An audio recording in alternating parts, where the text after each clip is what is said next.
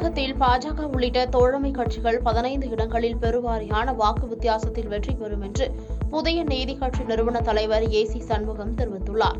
திருவண்ணாமலை மாவட்டம் ஆரணி டவுன் கொசப்பாளையம் பகுதியில் உள்ள தனியார் நர்சரி பள்ளியில் புதிய நீதி கட்சியின் நிறுவன தலைவர் ஏசி சண்முகம் வாக்களித்த பின் செய்தியாளர்களை சந்தித்து பேசினார்.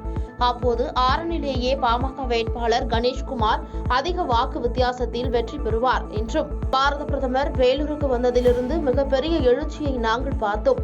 இந்தியாவிலேயே இந்தியா கூட்டணி வெற்றி பெறும் வாய்ப்புகள் மிகவும் குறைவு.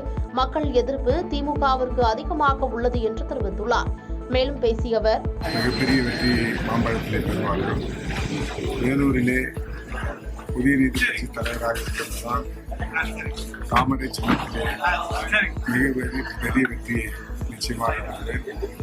வேலூர் பாராளுமன்றத்திலே பாரத பிரதமர் இதுவரை அந்த பகுதிக்கு வந்ததில்லை, வேலூர் மாவட்டத்திற்கு வந்ததில்லை.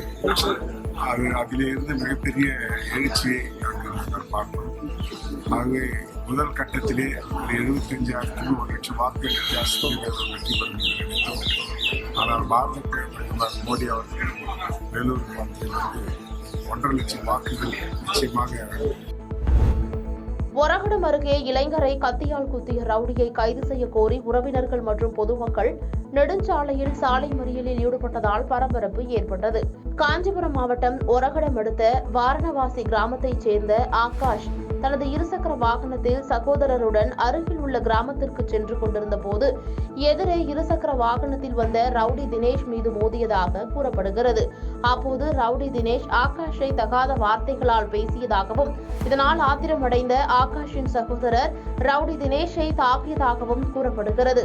அப்போது தினேஷ் மறைத்து வைத்திருந்த கத்தியால் ஆகாஷின் இடுப்பு மற்றும் தோள்பட்டையில் பலமாக குத்திவிட்டு இருசக்கர வாகனத்தில் தப்பிச் சென்றுள்ளார். இதில் பலத்த காயமடைந்த ஆகாஷை அவரது சகோதரர் மீட்டு ஒரகடம் அருகே தனியார் மருத்துவமனையில் சிகிச்சைக்காக அனுமதித்துள்ளனர்.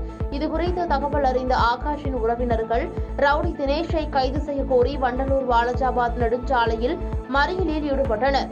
இதுகுறித்து தகவல் அறிந்த ஒரகடம் போலீசார் சம்பவ இடத்திற்கு விரைந்து வந்து பொதுமக்களிடம் பேச்சுவார்த்தை நடத்திய போதும் உடன்பாடு எட்டப்படாத நிலையில் தற்போது ஸ்ரீபெரும்புதூர் கோட்ட உதவி காவல் கண்காணிப்பாளர் உதயகுமார் காயமடைந்த ஆகாஷின் உறவினர்களிடம் பேச்சுவார்த்தையில் ஈடுபட்டு வருகிறார். ரவுடி தினேஷ் மீது பல்வேறு வழக்குகள் நிலுவையில் உள்ளது குறிப்பிடத்தக்கது. வைகை அணையில் குளிக்கச் சென்ற 2 கல்லூரி மாணவர்கள் நீரில் மூழ்கி உயிரிழந்துள்ளனர்.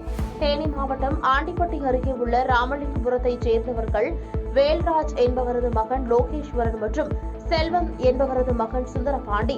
நண்பர்களான இவர்கள் இருவரும் விடுமுறையில் தனது நண்பர்கள் சிலருடன் சேர்ந்து வைகை ஆற்றில் உள்ள தடுப்பணைக்கு குளிக்கச் சென்றனர். அப்போது ஆற்றில் ஏற்பட்ட சுழலில் சிக்கி லோகேஸ்வரன் மற்றும் சுந்தரபாண்டி தண்ணீரில் மூழ்கி உயிரிழந்துள்ளனர். இதை பார்த்த சக நண்பர்கள் வைகை அணை காவல்துறைக்கு தகவல் அளித்தனர். தகவலின் பேரில் விரைந்து வந்த காவல்துறை மற்றும் மாணவர்களின் உறவினர்கள் இருவரின் உடல்களையும் மீட்டு பிரேத பரிசோதனைக்காக தேனி அரசு மருத்துவக் கல்லூரி மருத்துவமனைக்கு அனுப்பி வைத்தனர். இதுகுறித்து வைகை அணை போலீசார் வழக்கு பதிவு செய்து விசாரணை மேற்கொண்டு வருகின்றனர். ஒரே கிராமத்தைச் சேர்ந்த 2 மாணவர்கள் உயிரிழந்த சம்பவம் ராமலிங்கபுரத்தில் பெரும் சோகத்தை ஏற்படுத்தியுள்ளது. பாதகம் செய்பவரை கண்டால் நாம் பயங்கொள்ளலாகாது பாப்பா. மோதி மிதித்து விடு பாப்பா, அவர் முகத்தில் உமிழ்ந்து விடு பாப்பா. அண்மை செய்திகளை உடனுக்குடன் தெரிந்து கொள்ள இணைந்திருங்கள் இயம்நாடு தொலைக்காட்சியுடன்.